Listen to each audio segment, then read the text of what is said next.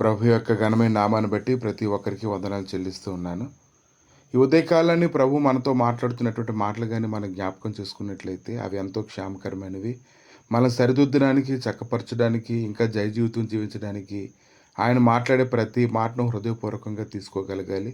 ప్రతిరోజు నువ్వు భోజనం ఎలాగైతే చేస్తూ ఉంటావో ఆయన మాటలు కూడా అంతే ఇష్టంగా నీ హృదయంలో తీసుకోవడానికి నువ్వు ఇష్టపడాలి. లూకాసు సువార్త 21వ అధ్యాయము 34, 35 వచనాల్లో, మీ హృదయంలో ఒకవేళ తిండి వలనను, మత్తు వలనను, ఐక్య విచారం వలన మందముగా ఉన్నందున ఆ దినం అకస్మాత్తుగా మీ మీదకు ఉరి వచ్చినట్టు రాకుండా మీ విషయమై మీరు జాగ్రత్తగా ఉండుడి. ఈ ఉదయకాలాన్ని ఆయన మాట్లాడుతున్నటువంటి మాటలు మనం జ్ఞాపకం చేసుకున్నప్పుడు, ఒకవేళ తిండి వల్ల కానీ, మత్తు వల్ల కానీ, ఐక్య విచారం వల్ల కానీ నీ హృదయంలో ఏదైనా తేడా వచ్చినట్లయితే దాన్ని నువ్వు సరిచేసుకోవడానికి కానీ ఇదైనా నువ్వేం చేయాలి? నువ్వేం చేయాలంటే కీర్తనలు 84 అధ్యాయం 10వ వచనంలో, నీ ఆవరణంలో ఒక దినము గడుపుట 1000 దినముల కంటే శ్రేష్టము.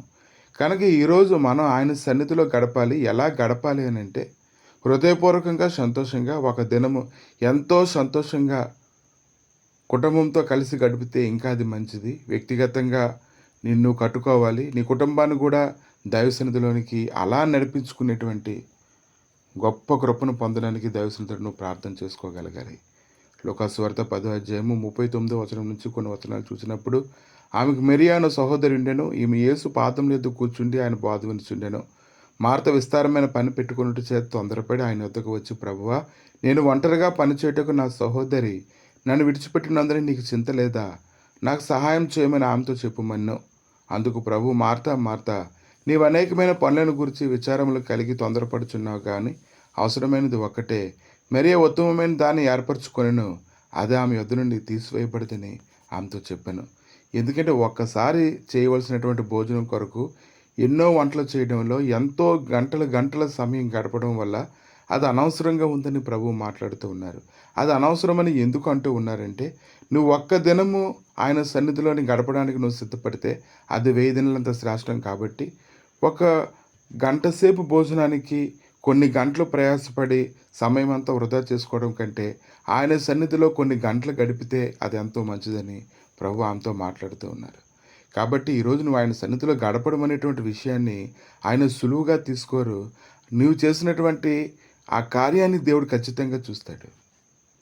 నువ్వు ఒక్క దినము గడపడానికి నీ కుటుంబాన్ని నువ్వు ఎంతగా సిద్ధపరచుకుంటావో, ఎంతగా నువ్వు దైవసన్నిధిని నడిపించుకుంటావో ఆయన ఖచ్చితంగా ఆయన చూస్తాడు. దానికి తగినటువంటి ప్రతిఫలాన్ని దేవుడిస్తాడు.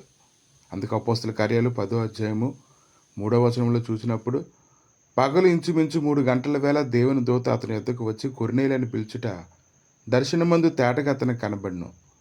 అతడు దూత వైపు తేరి చూచి భయపడి, ప్రభువా, ఏమని అడిగాను. అందుకు దూత, నీ ప్రార్థనలను, నీ ధర్మకార్యములను దేవుని సన్నిధికి జ్ఞాపకార్థంగా చేరినవి. ఇప్పుడు నీవు యొప్పేకు మనుషులను పంపి పేతురును మారుపేరు గల సీమోను పిలిపించుము. అతడు సముద్రపు ధనున్న సీమోనుని ఒక చర్మకారుని ఇంటి దిగి ఉన్నాడని అతనితో చెప్పాను.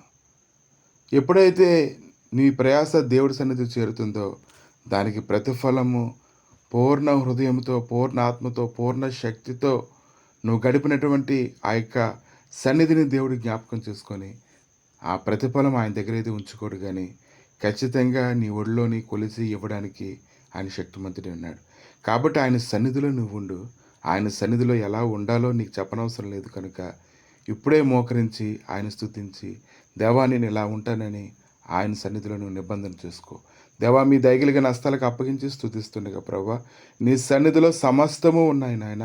నీ మందిర ఆవరణంలో సమీపించడానికి కలుగుతున్న ప్రతి ఆటంకములన్నిటిని ఆయన తీసివేసి, ఏమి తిందుమో, ఏమి త్రాగుదుమో, ఏం ధరించుకుందామన్న వాటి విషయమే చింతలో మునిగిపోక ప్రభా, మా హృదయములు మందముగా ఉండక నాయన నీ సన్నిధిలో చురుకుగా ఉండుటకు ప్రభా కృపనొందినట్లుగా సహాయం దయచేయమని ఈ దినము మొదలుకొని ప్రభా ప్రతి దినము ప్రతి కుటుంబంలో నీ గొప్ప కృపను కుమ్మరింపజేసి బలపరిచి అనుదినము నడిపించమని యేసు నామములడిగి వేడుకుంటున్నాము తండ్రి. ఆమేన్.